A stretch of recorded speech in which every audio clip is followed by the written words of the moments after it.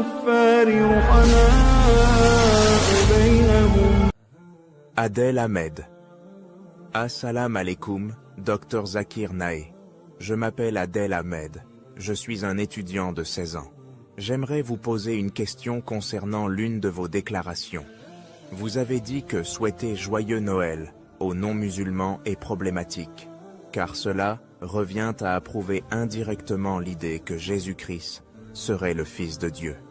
Je trouve cela difficile à comprendre. En effet, la plupart des gens, surtout de ma génération, ne célèbrent pas Noël en pensant à Jésus ou à sa naissance, mais le considèrent comme une fête commerciale, une occasion d'échanger des cadeaux ou de célébrer sans lien religieux.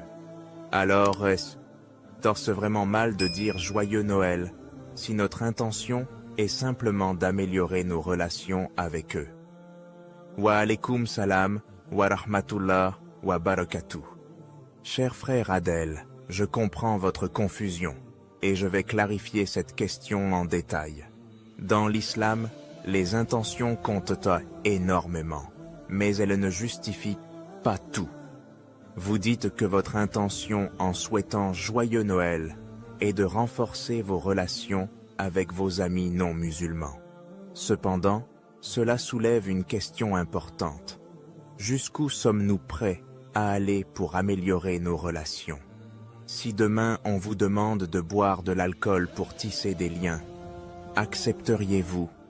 Si on vous demandait de manger du porc ou d'assister à des actes d'adoration en contradiction avec l'islam, diriez-vous oui sous prétexte de renforcer vos relations? L'islam interdit de faire ce qui est haram, illicite, même si l'objectif semble noble. Allah nous a ordonné de suivre ses commandements et de ne pas transgresser les limites qu'il a fixées. Mais, Dr Naik, je ne comprends toujours pas en quoi souhaiter joyeux Noël est problématique. Je ne célèbre pas Noël moi-même, mais cela ne pourrait-il pas être vu comme un simple geste de politesse? Je comprends votre question, mais laissez-moi vous expliquer pourquoi c'est problématique. Noël est une fête associée à la croyance que Jésus, que la paix soit sur lui, est le Fils engendré de Dieu. Que vos amis non musulmans soient pratiquants ou non, cette fête est profondément ancrée dans cette croyance. Lorsque vous dites « Joyeux Noël », vous reconnaissez indirectement cette croyance. Cela peut être interprété comme une acceptation implicite de l'idée que Jésus est le Fils de Dieu, ce qui est un shirk, association à Allah, l'un des plus grands péchés, l'islam. Allah dit dans le Coran, « Certes, Allah ne pardonne pas qu'on lui donne des associés. À part cela, il pardonne à qui il veut. » Sourate An-Nisa, 4:48. Mais, Dr Naik, que dire des jeunes qui considèrent Noël comme une fête commerciale et non religieuse? Même si pour certains, Noël semble être une fête commerciale, cela ne change pas son essence. Elle reste associée à la naissance de Jésus-Christ et à la croyance en sa divinité. Si vous posez la question à vos amis chrétiens, pourquoi ne pas célébrer Noël un autre jour, disons le 10 octobre?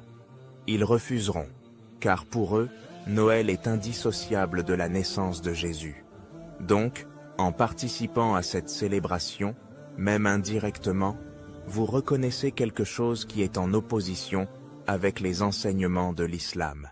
Cela ne veut pas dire que nous ne devons pas être gentils ou respectueux envers nos voisins et amis non musulmans. Nous devons établir de bonnes relations avec eux, mais sans compromettre nos principes. Que suggérez-vous alors comme alternative? L'alternative est de leur présenter un point de vue islamique avec bienveillance. À l'approche de Noël, vous pouvez engager la conversation en leur demandant « Pourquoi célébrez-vous Noël? Qui est Jésus selon vous ?» C'est une opportunité parfaite pour leur faire découvrir la véritable identité de Jésus. Que la paix soit sur lui dans l'islam. Expliquez-leur qu'il est l'un des plus grands prophètes, mais qu'il n'est ni le Fils de Dieu, ni divin.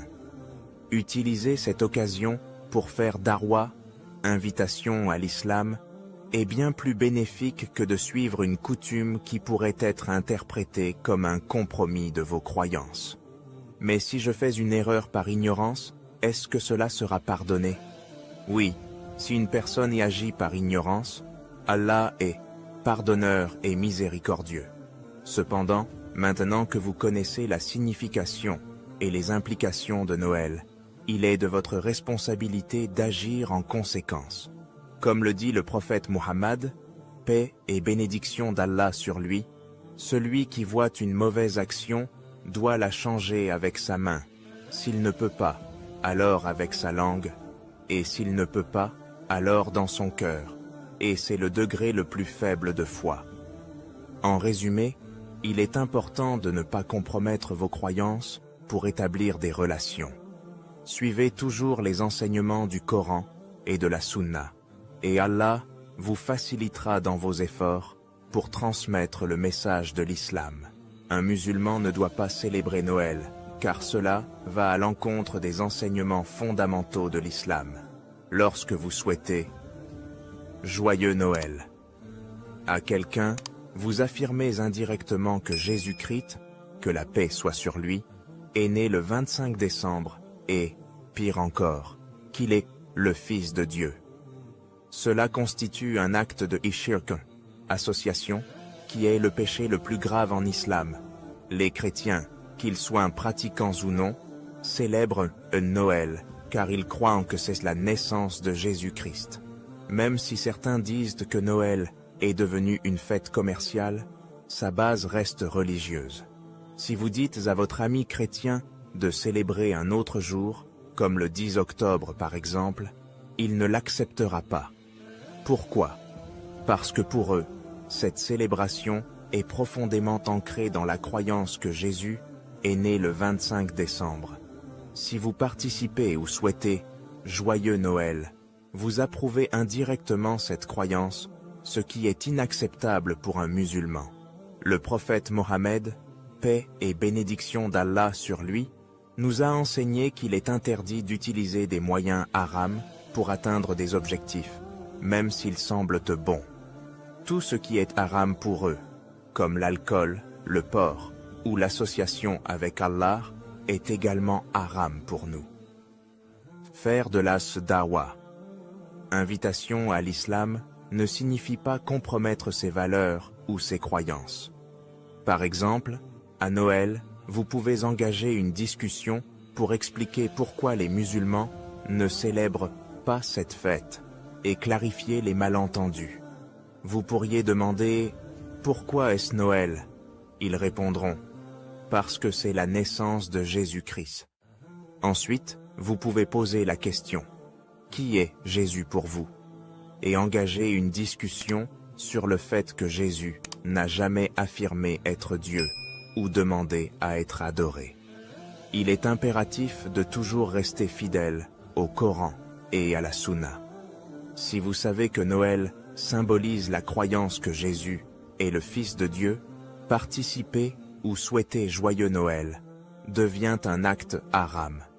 Si vous ignorez ce que cela signifie, cela peut être pardonnable, mais une fois que vous savez, vous devez vous en abstenir.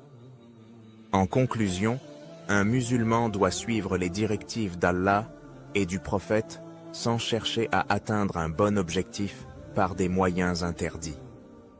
إن أكرمكم عند الله أتقاكم إن الله عليم خبير يعجب الزراع ليغيظ بهم الكفار وعد الله الذين آمنوا وعملوا الصالحات منهم مغفرة